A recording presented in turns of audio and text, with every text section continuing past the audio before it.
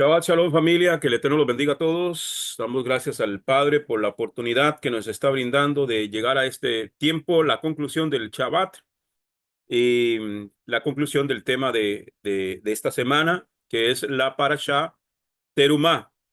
Terumá vimos que significa ofrenda elevada. Es básicamente lo que significa esta Parashá Terumá. Bien. Vamos a orar para continuar con la parashá y dar conclusión al tema en esta preciosa hora. Oramos. Baruch Adonai Hameborah Leolam Baed. Baruch Ata Adonai Eloheinu melech haolam. Asher bahar banu mikol ha'amim. Benatan lanu et torato. Baruch Ata Adonai Divrei HaTorah. Bendito eres tú, Adonai, Elohim nuestro, soberano del universo, que nos has escogido entre todas las naciones y nos has entregado su Torá. Bendito eres tú, Adonai, dador de la Torá. Gracias, Padre amado, por este tiempo que tú nos has permitido, estas 24 horas de Shabbat. Bendice a cada hermano y a cada hermana que está en esta hora conectados, aquellos que se han de integrar también, Padre. Bendícenos, eterno Rey de los cielos, a través de tu santa y bendita palabra. Permite que tu palabra corra y sea glorificada, Padre, que alcance a cada uno de los que estamos aquí, a nuestras familias, a nuestros hijos, nuestras hijas, nuestras familias, los que están lejos y los que están cerca, Padre. Bendice a tu pueblo Israel, a cada miembro de este pueblo escogido, donde quiera que se encuentre, en cualquier parte del mundo, Padre. Bendícelo de una manera especial. Fortalece a Israel, a las fuerzas de defensa de Israel, las FDI, a tu ejército, Padre. Guárdalos y protégelos, ayúdalos, Padre. Da sabiduría al primer ministro y a todo su gabinete, el presidente y todo, Señor amado, los que tienen el poder de tomar decisiones en Israel. Padre amado, oramos por los secuestrados para que sean devueltos pronto, salvos a casa, regresen con sus familias y puedan tener ese abrazo que tanto añoran, Padre. Eterno Rey de los cielos, paz y fortaleza para los que han perdido familiares, tanto de los secuestrados como de soldados que han dado su vida por defender al territorio de la nación santa, el pueblo escogido de Dios. Gracias, eterno Padre. Te bendecimos en esta preciosa hora. En el nombre y por los méritos de Yeshua HaMashiach. Amén y amén. Gloria a su nombre. Bien, familia, estamos en la parashá número 19. Es la parashá Terumá. Esta es la parashá que significa ofrenda elevada. Amén. Porción separada, ofrenda elevada. Esto es la parashá Terumá. Estamos en la segunda aliyá en el libro de Shemot. Shemot, que es el que conocemos como el libro de Éxodo, capítulo 25. Vamos a leer a partir del versículo 17. Dice así: harás además un propiciatorio de oro puro. Su longitud será de 2,5 codos y su anchura de 1,5 codos. Este propiciatorio es una ilustración del trono de gloria celestial, según dice Hebreos capítulo 4, versículo 16. La palabra hebrea que ha sido traducida como propiciatorio es caporet. Caporet, que lo tradujeron como propiciatorio al español. Esta palabra caporet se encuentra en el diccionario del hebreo y del griego con el H, que es hebreo 3727 y significa cobertura o cubierta. Amén. Esta palabra caporet viene de la raíz kafar del Strong 3722, que significa cubrir con brea, calafatear y también perdonar, absolver, compensar, expirar. Es la misma raíz que hay en la palabra para el día de expiación de Yom Kippur o Yom HaKippurim. ¿Ok? Entonces, este propiciatorio o este caporet es esta tapa, por decirlo de alguna manera, que vemos en la imagen, esta tapa donde están los querubines. Ese es el caporet o el propiciatorio, ¿ok? En Éxodo 25:18 dice, harás igualmente 2 querubines de oro, los harás de oro labrado a martillo en los 2 extremos del propiciatorio. ¿Cómo puede ser que el Eterno dé un mandamiento de hacer 2 querubines de oro que son imágenes de lo que hay arriba en el cielo cuando está prohibido hacer imágenes? ¿Cierto? En Éxodo capítulo 20 lo vimos cuando el Eterno dio las 10 palabras, lo que conocemos como los 10 mandamientos. Ahí dice claramente, no te harás imagen de nada de lo que esté en los cielos, arriba en los cielos, en la tierra y debajo de la tierra. No te harás imagen. Entonces de aquí se agarran muchos para justificar que se pueden tener figuritas de ángeles, orarles, rezarles, imágenes de vírgenes, de Cristos, de todo, porque el Señor mandó hacer estos 2 querubines de oro. ¿Ok? El texto bíblico hay que entenderlo en su contexto. El texto hay que entenderlo en su contexto, ¿ok? Entonces, ¿cómo puede ser que el Eterno dé un mandamiento de hacer 2 querubines de oro, que son imágenes de lo que hay arriba en el cielo, cuando está prohibido de hacer imágenes? El texto de Éxodo 24 dice, no te harás imagen, no te harás imagen. Deme un segundito. Éxodo 24, vamos a buscarlo para leerlo completo, y quiero mostrárselo para que no quepa la menor duda de lo que estamos diciendo. Déjeme ver si abre el programa de la Biblia Espada, Sword. Su nombre, Gloria. No quiere, parece.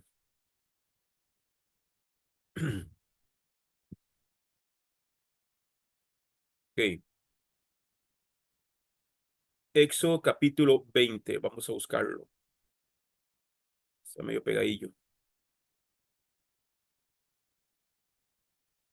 Vamos a buscar Éxodo capítulo 20.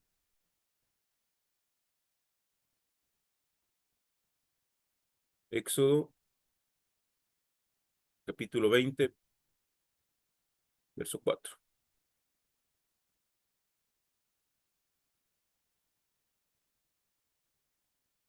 ¿Okay? Dice,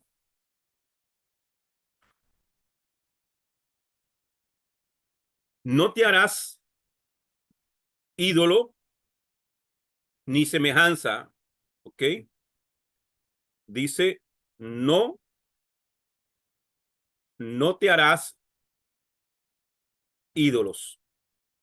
Otra versión dice, no te harás imagen, ¿ok?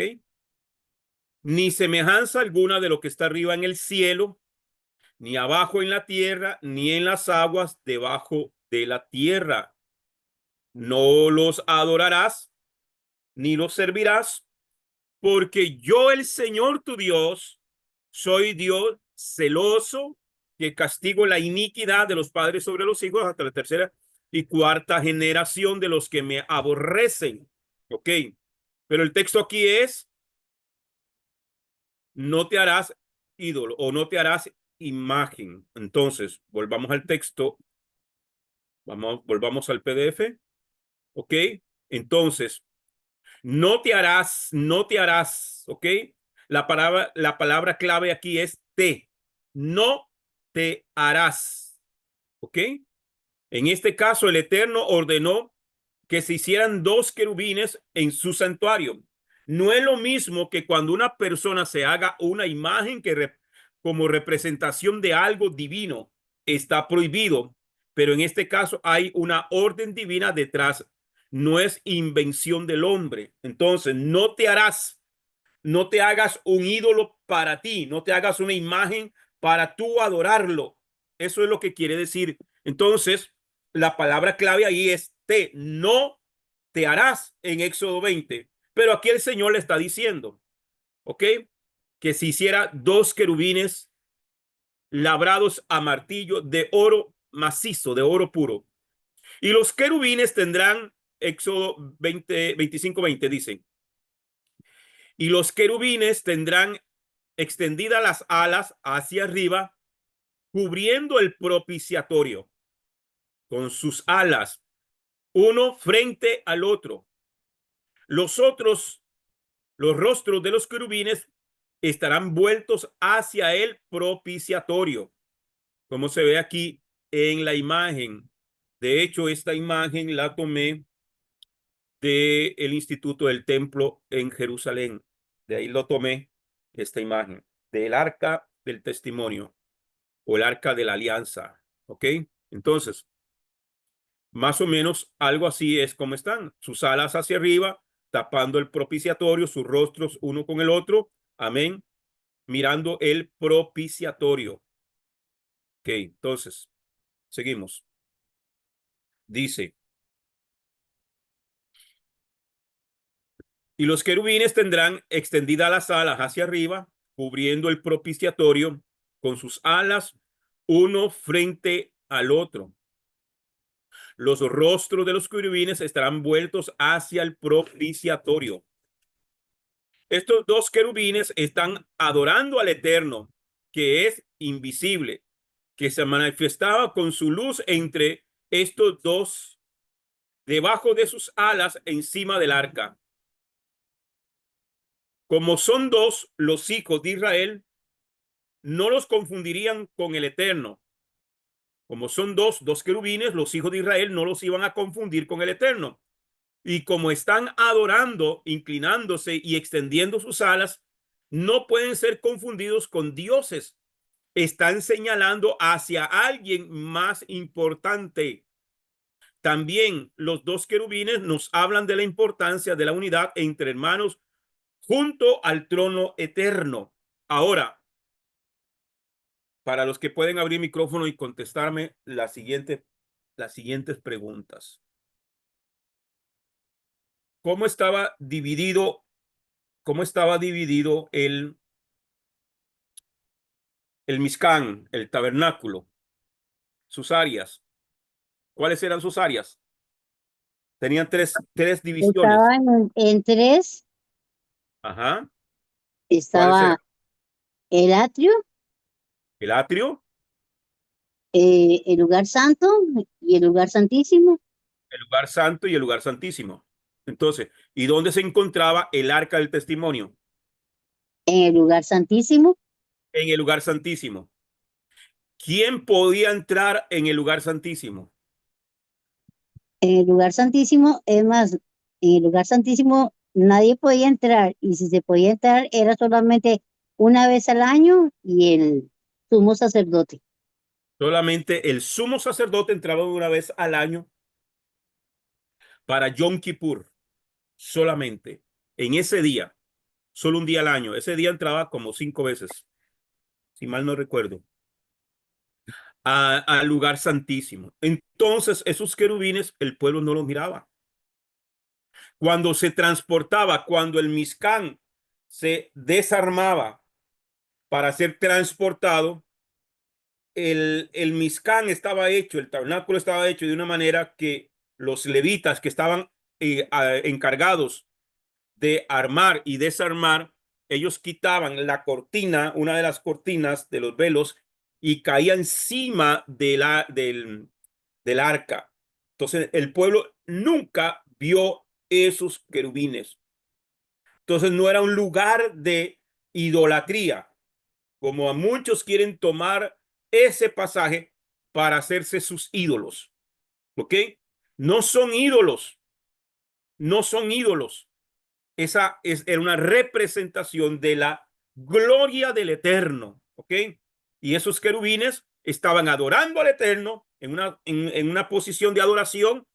Sus alas apuntaban hacia arriba y cubrían aquel propiciatorio y ellos miraban el propiciatorio. Entonces, están adorando al Eterno. Entonces, no se puede tomar ese texto como una excusa, porque el pueblo no entraba ahí, ni los sacerdotes entraban ahí. Solamente el sumo sacerdote entraba una vez al año en ese lugar santísimo. Amén. Entonces, Éxodo, perdón, estos dos querubines están adorando al Eterno, que es invisible y que se manifestaba con su luz entre estos dos, debajo de sus alas y encima del arca.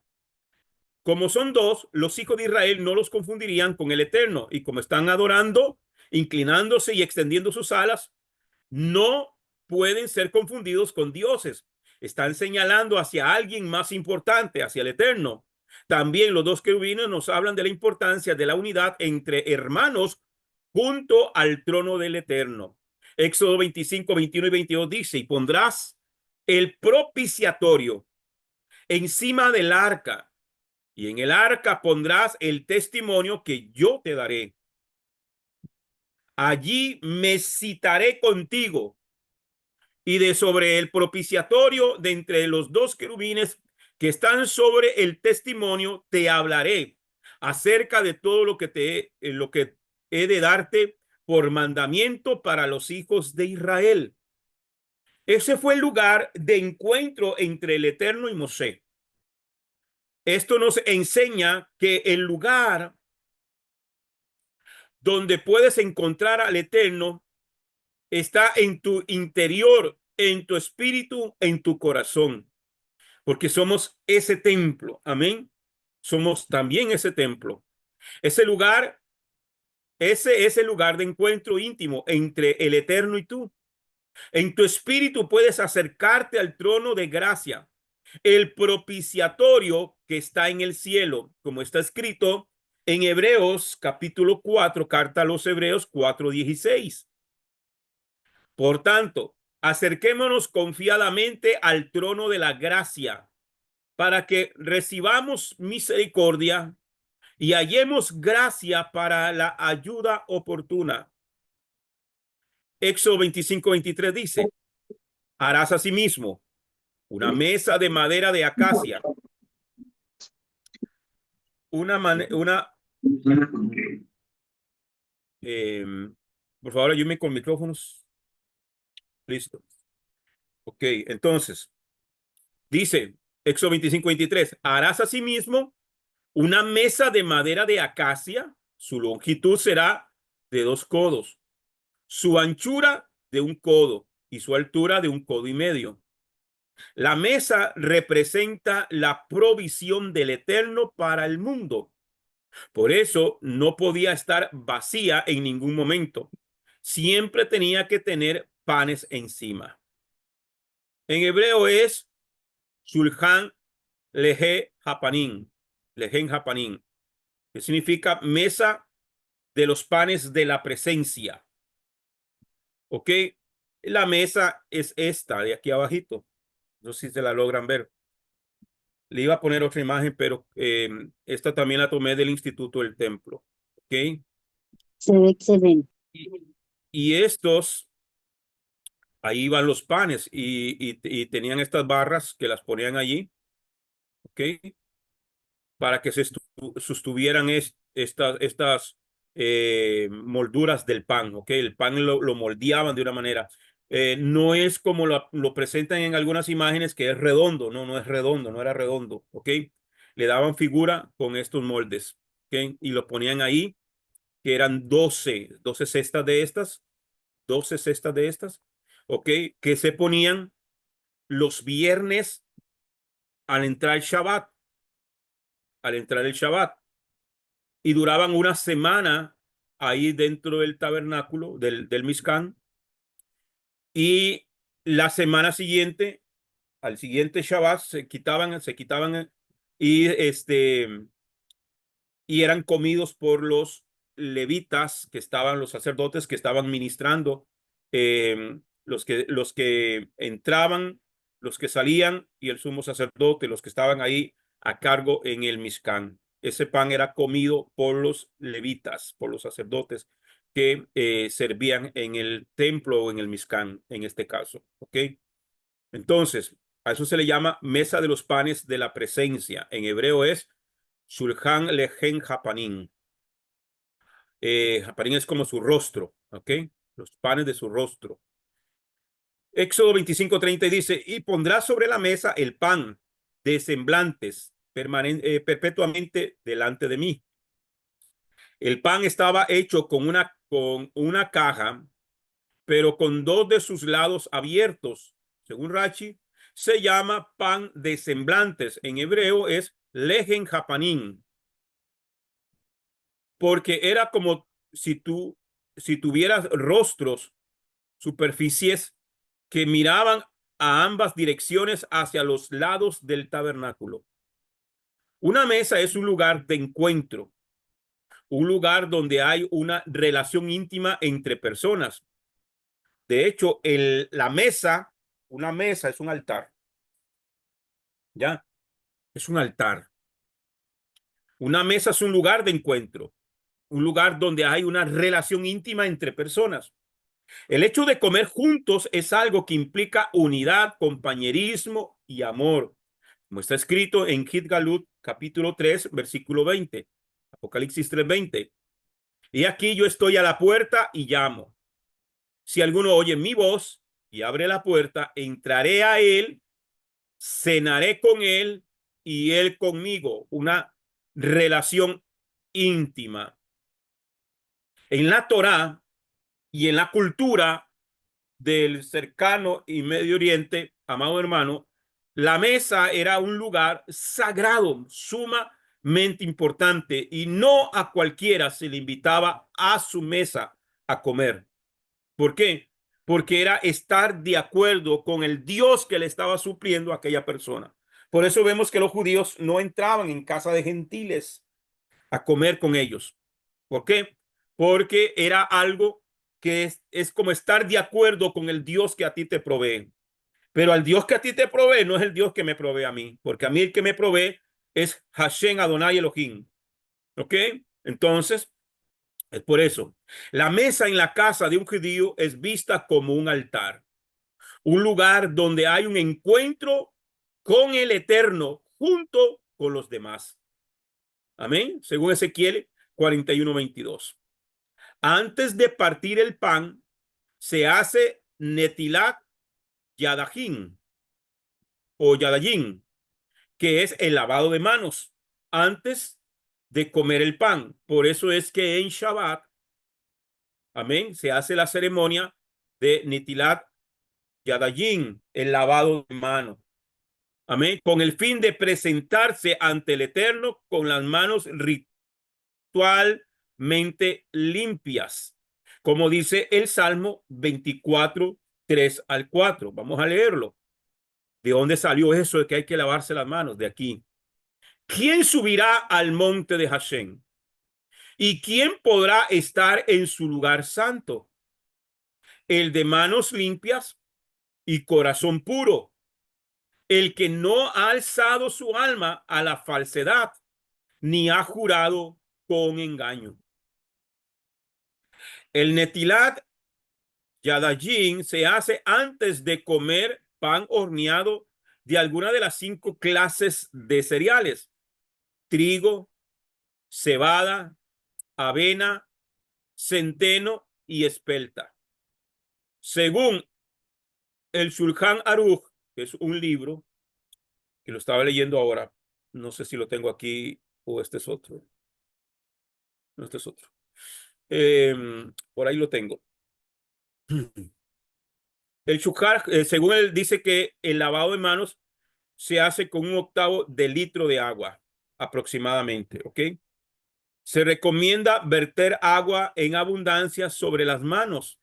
El agua se vierte sobre las manos mediante un recipiente sin mellas, o sea, que no esté arrugado, que no esté golpeado, sin ni grietas, que se llena con la mano derecha y se pasa a la mano izquierda. La izquierda vierte 3 veces sobre la derecha, cubriéndola de agua cada vez hasta el puño. Se coge el recipiente con la mano derecha y se vierte sobre la izquierda de la misma manera. Después de secarse, se levantan las 2 manos a la altura de la cabeza, ¿sí?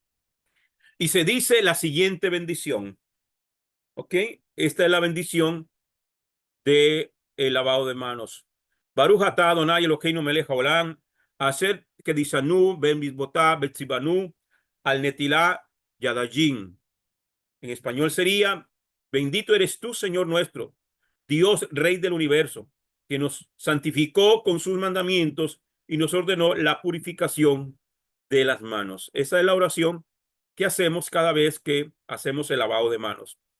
Existe también la costumbre de secarse después de hacer la bendición. Si no hay suficiente agua, basta convertir el agua una sola vez sobre cada mano. Solo se pronuncia la verajá, o sea, la bendición de Netilat Yadayim, cuando se va a comer una cantidad mínima con un casiat, el peso de una aceituna grande equivalente a 29 gramos o una onza. Para una cantidad inferior se hace Netilat Yadayim sin la verajá. Al hacer Netilat Yadayim no se puede tener algún cuerpo extraño sobre las manos. Un anillo que se usa temporalmente debe ser quitado antes de hacer el lavado de manos. ¿Ok?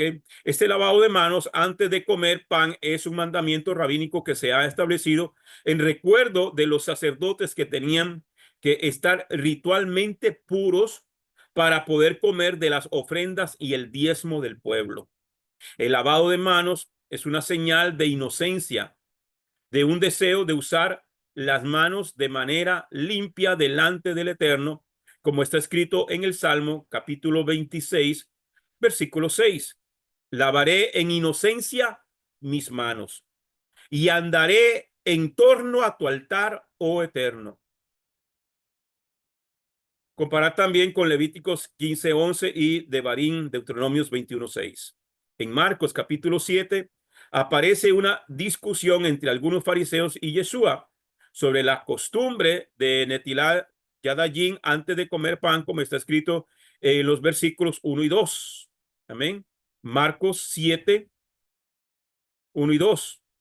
Dice, los fariseos y algunos de los escribas que habían venido de Jerusalén se reunieron alrededor de él y vieron que algunos de sus discípulos comían el pan con manos inmundas, es decir, sin lavar.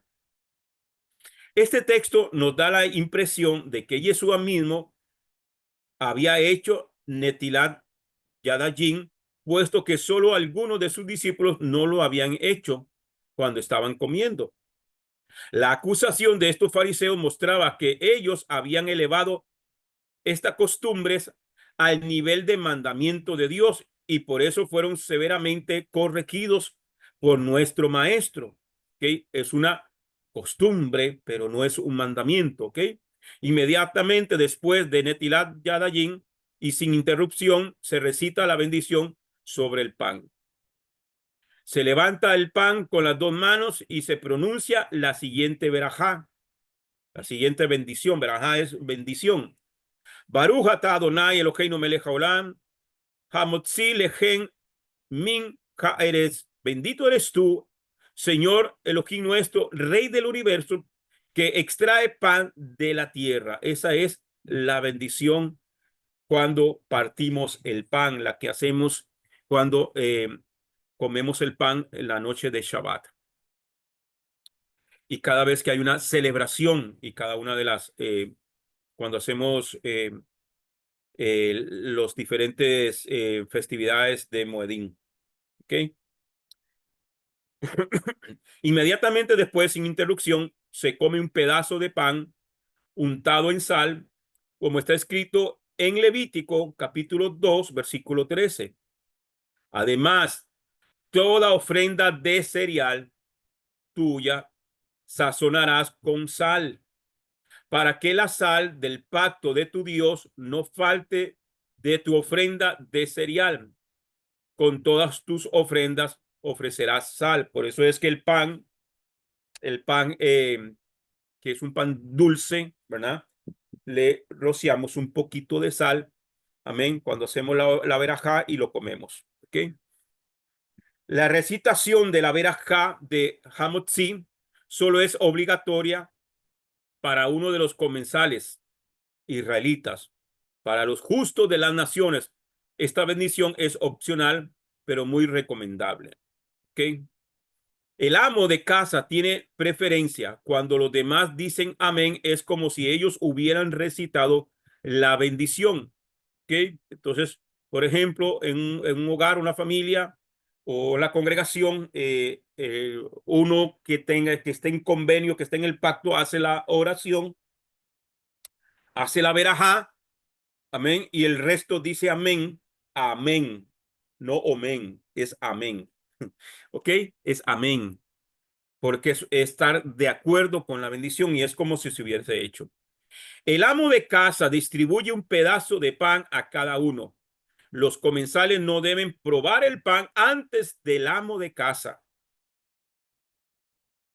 Por eso, él lo prueba y luego lo distribuye a cada uno. Generalmente, se espera hasta que el comensal más considerado empiece a comer. Los trozos de pan no son lanzados, sino colocados por el amo de casa ante cada persona. ¿Ok? Se da ese pan, se sirve ese pan. ¿Ok?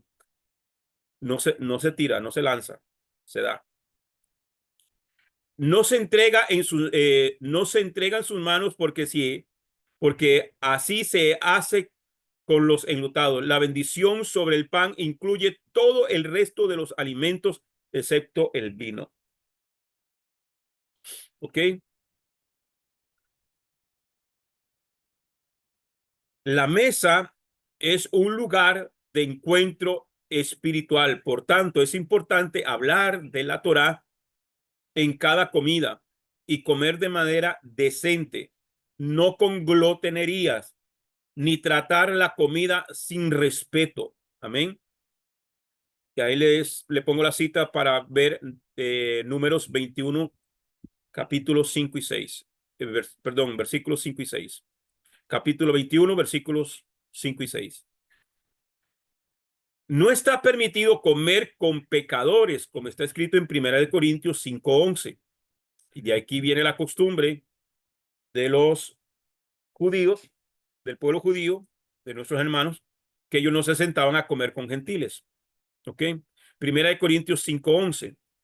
Sino que en efecto os escribí que no anduvierais en compañía de ninguno que llamándose hermano, oiga bien el contexto aquí, que llamándose hermano es una persona inmoral, llamándose hermano,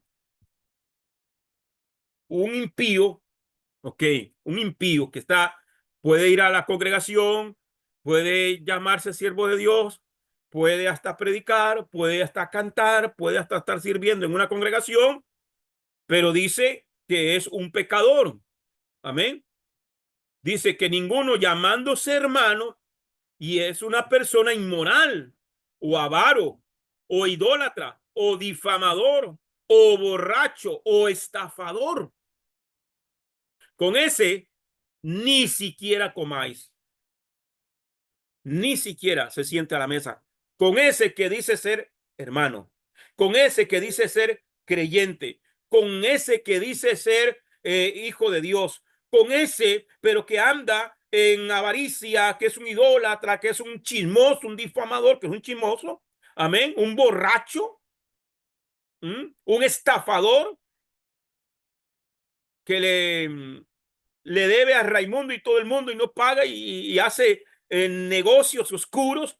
Con ese ni siquiera comáis. Solo está permitido comer con pecadores con el fin de salvar sus almas, como está escrito en Mateo capítulo 9, versículos 10 al 13. Vamos a verlo. Y sucedió que estando él sentado a la mesa en la casa, he aquí muchos recaudadores de impuestos y pecadores llegaron y se sentaron a la mesa con Yeshua y sus discípulos. Y cuando vieron esto, los fariseos dijeron a sus discípulos: ¿por qué come vuestro rabí con los recaudadores de impuestos? Esto es lo que se le llamaban publicanos y pecadores.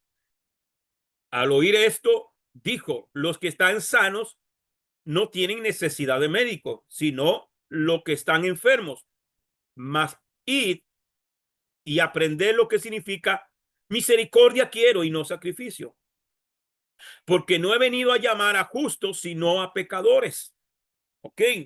No es lo mismo que yo, hermano, me inviten a una casa a comer en una fiesta donde la mesa está llena de comidas inmundas, de licores y borracheras y chistes pervertidos, y yo sentarme ahí critico a comer nada más porque la comida está buena o porque es un familiar o porque son gente que me ayudan en muchas cosas. No, con esa gente no te sientes a comer.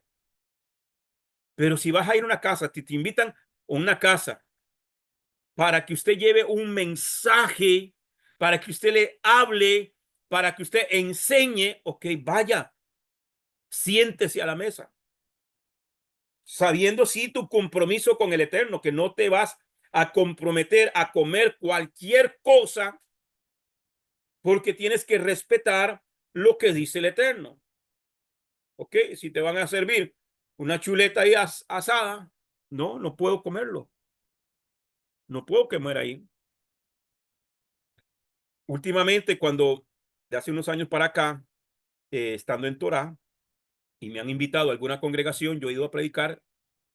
Antes no les decía, ahora sí les digo, porque antes no lo practicaba. Pero ahora les digo, pastor o pastora, al que me invite, digo, hermano, mire, quiero decirle que algunos me preguntan qué como yo, entonces más fácil para mí. Pero cuando no me preguntan, yo sí les digo, yo no como ni esto, ni esto, ni esto, ni esto, ni esto. Ay, hermano, ¿y qué le doy entonces? Arroz, frijoles y un huevito, nada más. Con eso no se preocupe. O pollo si come, sí, pollo si como. Y pescado sí. Entonces, porque tampoco me voy a comprometer. No voy a comprometer mi fe la honra a mi Dios por quedar bien con alguien. No lo voy a hacer. ¿Ok? Entonces, durante la comida no se debe tocar algún lugar del cuerpo que suele cubrirse, ni rascarse la cabeza, ni introducir el dedo en la nariz o en la oreja. Además que es indecente, ¿verdad? Si por descuido uno hace algo de esto, debe lavarse de nuevo las manos antes de seguir comiendo. Es el respeto que se le da a la comida. Al final de la comida hay una costumbre de lavar los dedos de las manos. Este lavado se llama Magin Ajoronín, aguas finales. Es suficiente verter agua en un recipiente hasta la segunda articulación de los dedos con una cantidad mínima de agua. Después no se debe comer ni hablar antes de hacer la bendición final por la comida, la Birkat Hamatzon. Si tres o más varones judíos o israelitas o creyentes comieron juntos y uno tiene que hacer una invitación de bendecir al Eterno Simón diciendo, bendigamos a aquel que de lo suyo hemos comido. Y los demás responden, bendito aquel que de lo suyo hemos comido, por cuya bondad vivimos. El primero repite, bendito aquel que de lo suyo hemos comido y por cuya bondad vivimos. Si 10 hombres israelitas comieron juntos, se agregan las palabras nuestro Dios o nuestro Elohim o nuestro Adonai. De la siguiente manera, bendigamos a nuestro Dios, aquel que de lo suyo hemos comido. Y los demás responden, bendito es nuestro Dios, aquel que de lo suyo hemos comido y por cuya bondad vivimos. El primero repite, bendito es nuestro Dios, aquel de que lo suyo hemos comido y por cuya bondad vivimos. Normalmente estas bendiciones son recitadas en hebreo. Cuando se dice Simún, es recomendable recitar la bendición por la comida Birkat Hamazon, alzando una copa de vino. El que dice Simún bebe el vino después del Birkat Hamazon. Esto es un signo de alabanza a Dios, como está escrito en el Salmo 116, versículo 13. Alzaré la copa de la salvación e invocaré el nombre de Hashem. La bendición de Birkat Hamazon es un mandamiento de la Torá, como está escrito en Devarim, capítulo 8, versículo 10.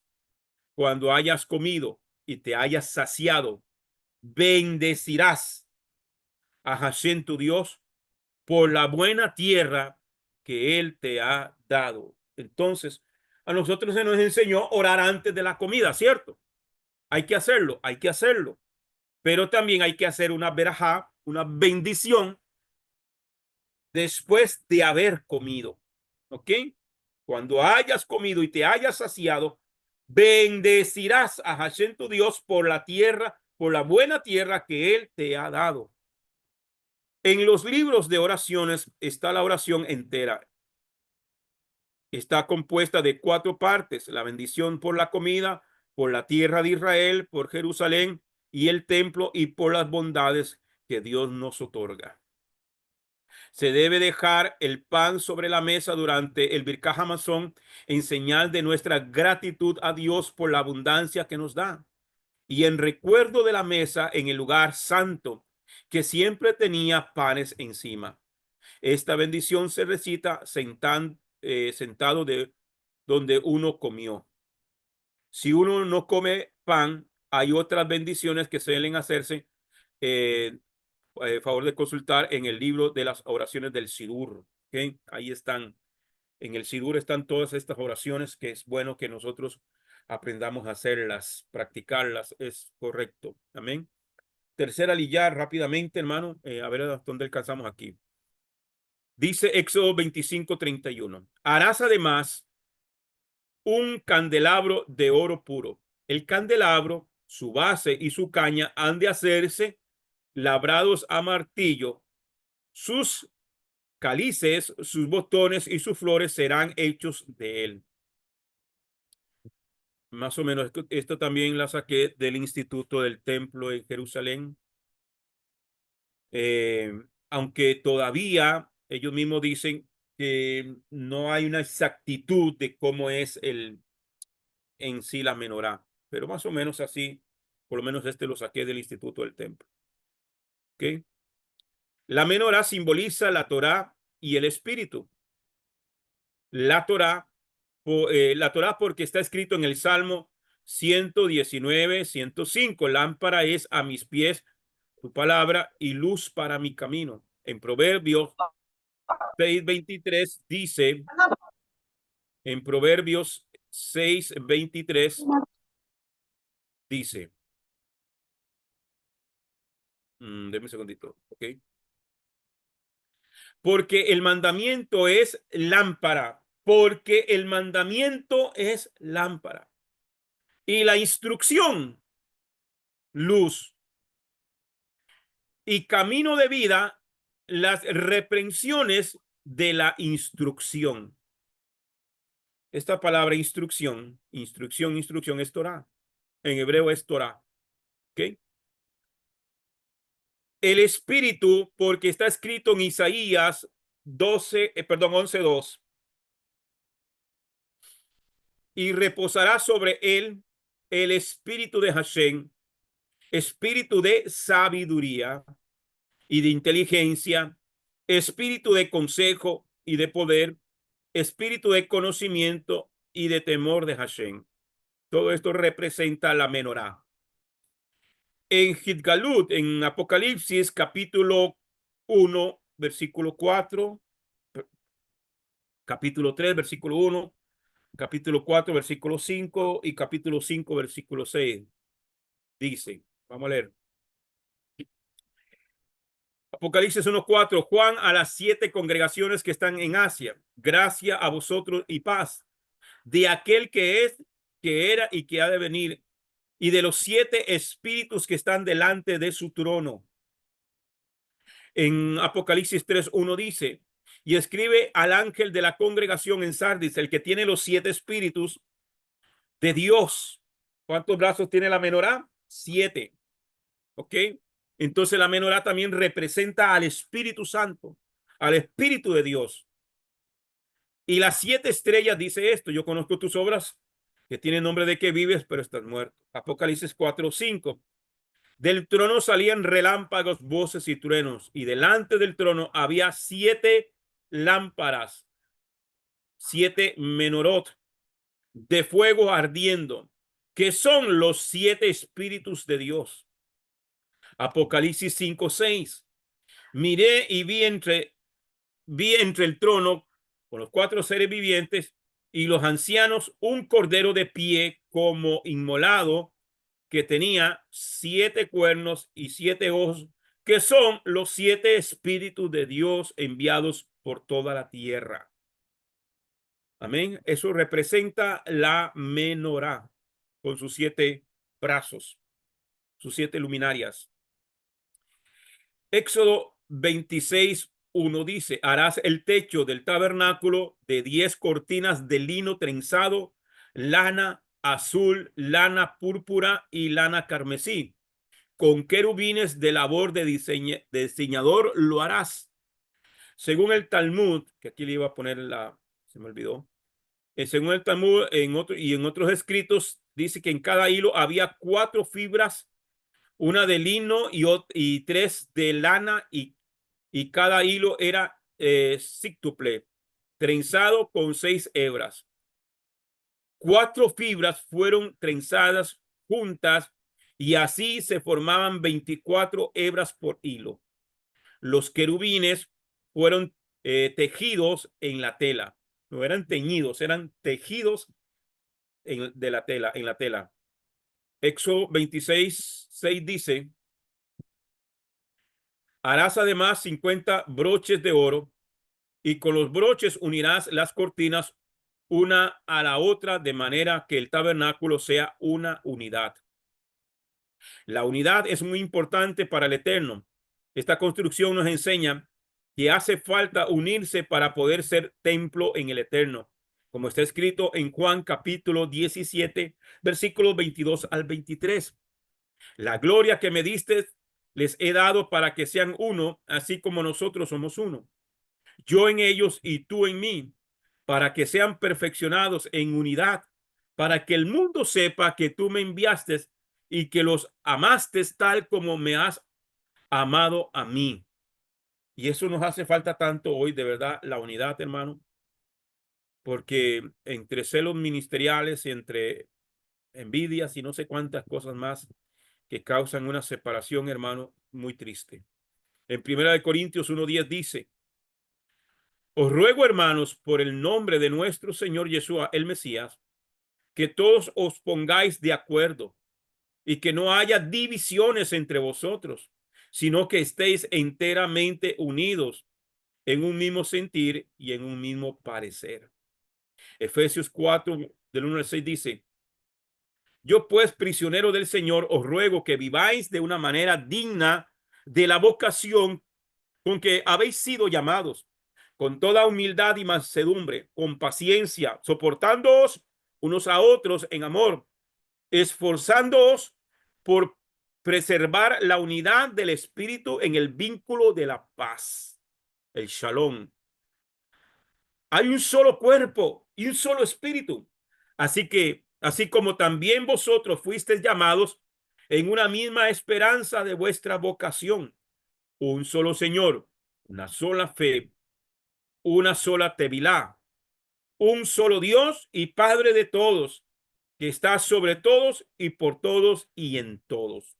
Todo esto conduce al ejad, a la unidad que debemos de tener como pueblo de Dios, como congregación, como quejilá, como parte del cuerpo de Mashiach.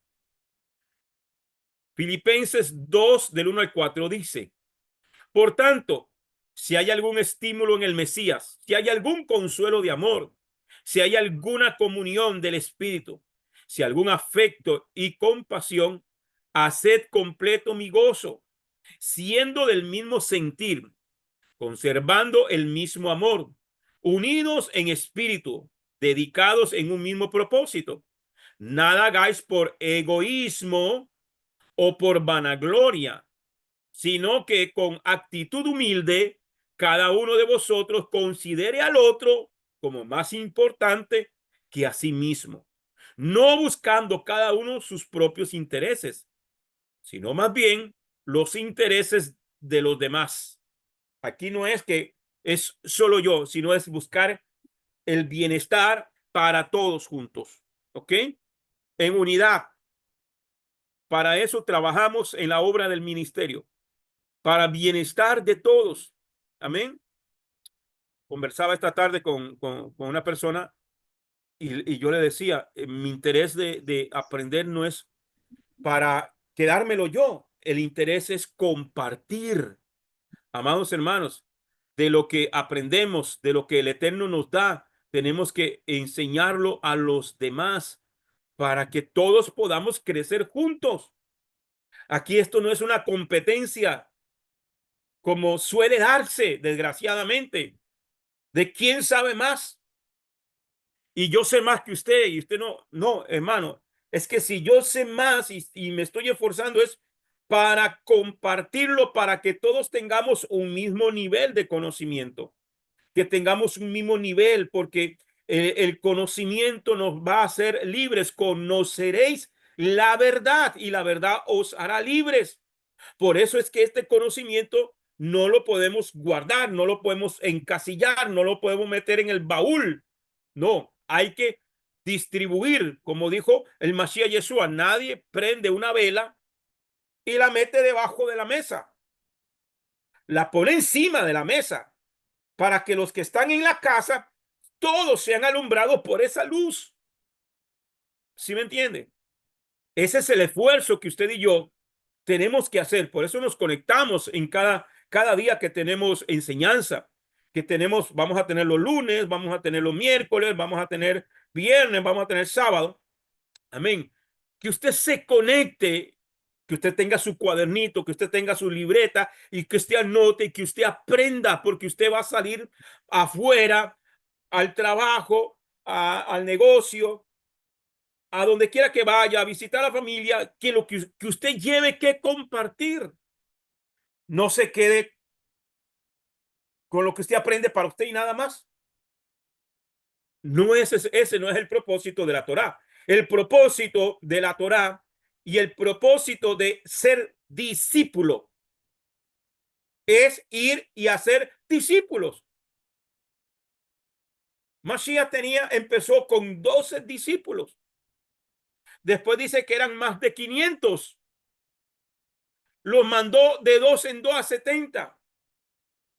Entonces, ser discípulo es aprender a hacer otros discípulos, discipular a la gente, enseñar a la gente, ¿ok? Como congregación vamos creciendo, más gente se tiene que ir añadiendo por su predicación. Y usted dice, bueno, tenemos una congregación virtual porque ahora tenemos esta facilidad. Bueno, la idea es que usted también traiga más gente, que usted invite a familia, amigos, a compañeros y dígale, mire, si quiere a estudiar con nosotros, usted le está hablando, sí, pero yo quiero que usted también aprenda más. Y bueno, tenemos una reunión tal día, conéctese y lo metemos al grupo. Esa es la idea. No te quedes con lo que usted está aprendiendo, hermano. La idea es crecer. La idea es que más gente se añada para que sean alcanzados. Por eso yo siempre les digo, hermano, eh, comparta los videos de YouTube, dele like, deje el comentario y comparta, porque así vamos creciendo. Ayer estaba viendo, hermano, anoche creo que fue que estaba viendo, eh, y yo empecé, hermano, duré como no sé cuánto tiempo, meses con 3 personas conectadas, nada más. Hoy somos más de 400 en el canal de YouTube, que se están más de 420 y algo. La idea es alcanzar más y más y más y más. La gente, hermano, está hambrienta, la gente está sedienta, la gente tiene preguntas que el sistema religioso no ha sabido responder, porque su línea se fue por otro lado. Pero nosotros que estudiamos la Torá y aprendemos es para compartir con los demás. Amén. Entonces, Primera de Pedro, ya termino, hermano, ya termino. Primera de Pedro, capítulo 2, verso 5 dice, también vosotros, como piedras vivas, ser edificados como casa espiritual para un sacerdocio santo, para ofrecer sacrificios espirituales aceptables a Dios por medio de Yeshua el Mesías. Tito 3:10, al hombre que cause divisiones después de la primera y segunda amonestación, desecharlo.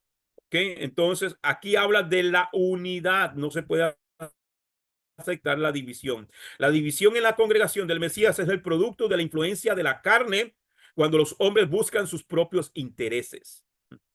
La unidad es obtenida cuando dejan de buscar sus propios intereses y buscan los intereses del Eterno, como está escrito en Judas, capítulo 1, versículo 19, el único capítulo que tiene la carta de Judas, que está antes de Apocalipsis. Judas 1, le voy a leer del versículo 17 para más contexto. Dice, pero vosotros, amados, acordaos de las palabras que antes fueron dichas por los apóstoles de nuestro Adón Yeshua el Mesías, quienes os decían, en los últimos tiempos habrán burladores que irán tras sus propias pasiones impías. Estos son los que causan divisiones, los que son como animales que no tienen el espíritu. Entonces, este texto habla que los hombres que no tienen el espíritu del Eterno no han nacido de nuevo. Ellos se dirigen por sus almas, buscando sus propios intereses, por sus propias vanaglorias y sus propios beneficios. Ellos son los que causan divisiones porque ni tienen la vida espiritual, ni buscan las cosas de arriba, ni pueden hacerlo porque sus espíritus están muertos. Si una persona que ha nacido de nuevo no busca las cosas de arriba, sino sus propios intereses, también causa divisiones. La única manera de mantenernos unidos es que todos busquemos el reino de Dios por medio del Espíritu que nos ha sido dado, como está escrito en 1 Corintios 12:13. Pues por un mismo Espíritu, todos fuimos sumergidos en un solo cuerpo. Pues por un mismo Espíritu, todos fuimos sumergidos en un solo cuerpo, ya judíos o griegos, ya sea esclavos o libres, y a todos se nos dio a beber del mismo Espíritu. Amén.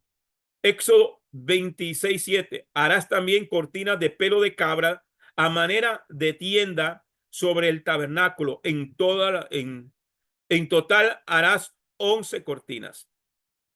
Como el Mizcán corresponde al hombre, cada cubierta representa una parte del hombre. La primera cubierta, la interior, representa al hombre interior.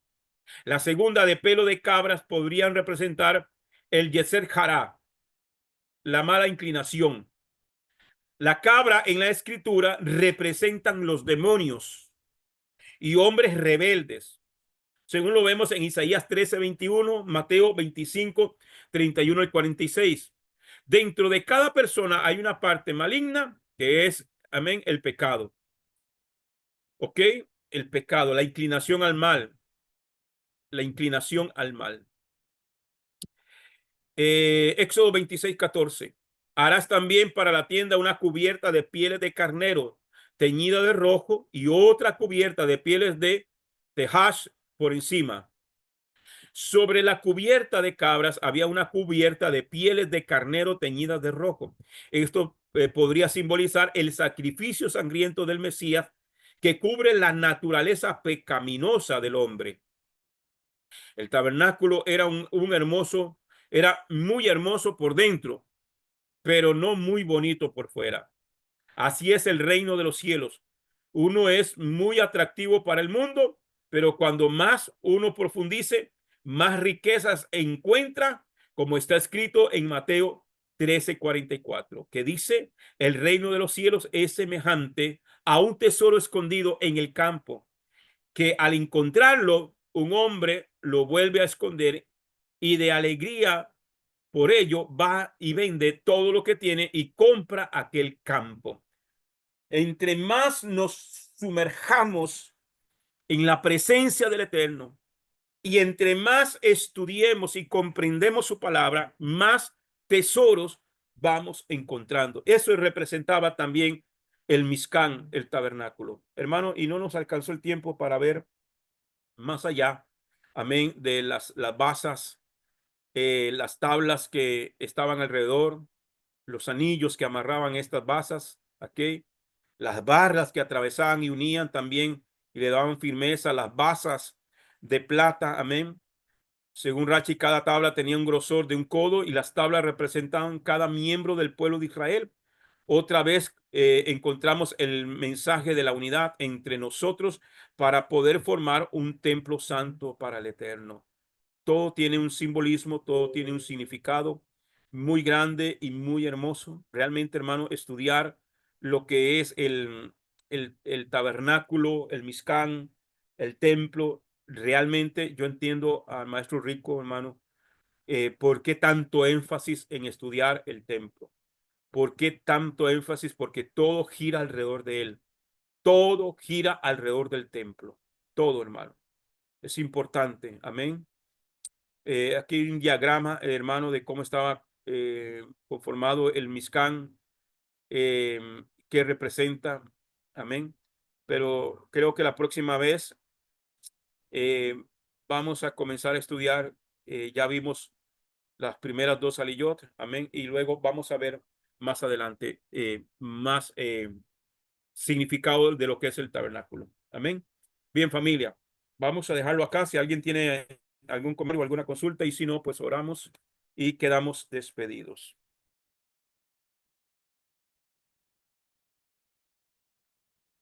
Shalom, mi paz. Amén, hermana. Eh, Te agradecería si me puedes explicar un poquito más sobre, porque me quedé intrigadísima, de verdad, y no le capté muy bien, sobre no te harás imágenes cuando están las imágenes de los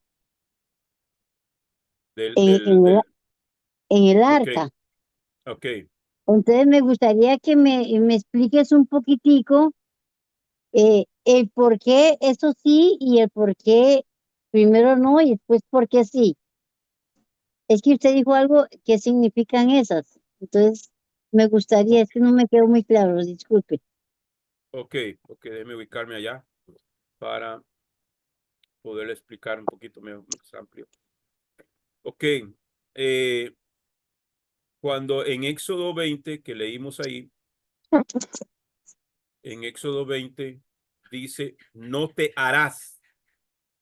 Ese no te harás, ese no te harás, es lo importante. Esa palabra, la palabra clave es te, no te.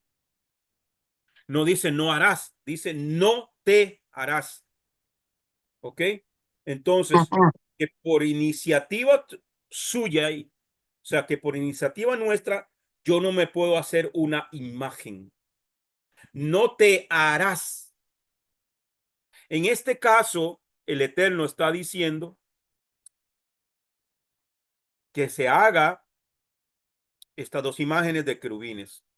Es una orden directa del Eterno, porque el arca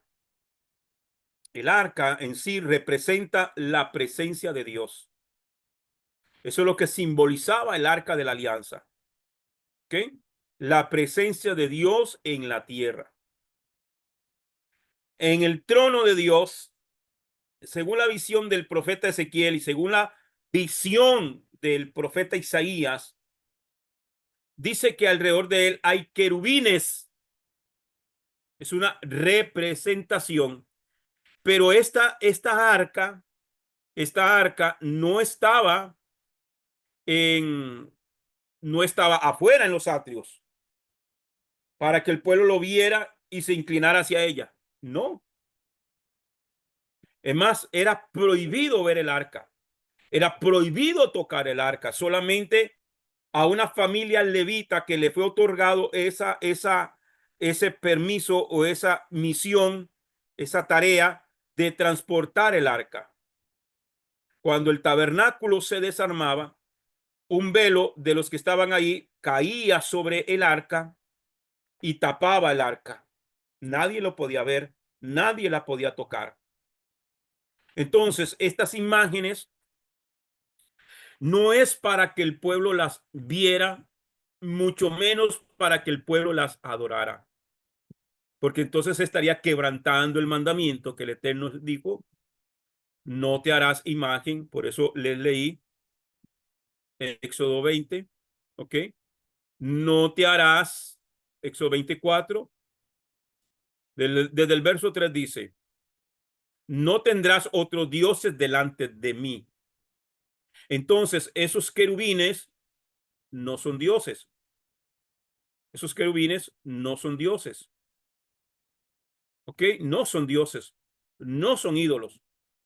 Porque estaban en el lugar santísimo. No estaban a la vista del pueblo. El pueblo nunca los vio. Amén. El pueblo nunca los vio y se persinó. El pueblo nunca se inclinó hacia esos querubines. Aquí dice, no te harás ídolo, ni semejanza alguna de lo que está arriba en el cielo, ni abajo en la tierra, ni en las aguas debajo de la tierra. No los adorarás, ni los servirás.